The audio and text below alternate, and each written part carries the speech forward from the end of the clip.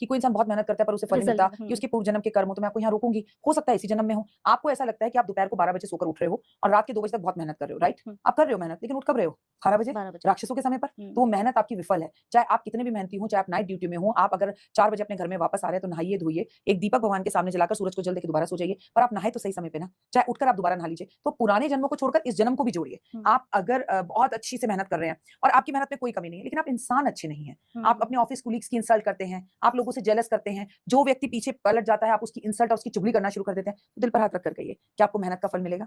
आपके ऑफिस में एक कुलीग आपके साथ काम करता है और सडनली बेटा वो बाइक लेकर आता है और आप साइकिल पर आती हैं, तो आप इसी गम में मरे जा रही हैं, इसके पास कहाँ से आ गई, इसके पास कहाँ से बाइक आ गई, मैं क्यों नहीं ले पा रही? तो आप अच्छे इंसान कहाँ से है? तो ये पूर्व जन्म की बात तो बात की बात है। इस जन्म के अंदर ही लोगों को ये समझना होगा कि ये जो जे फैक्टर है लोगों के अंदर बहुत है, जलन।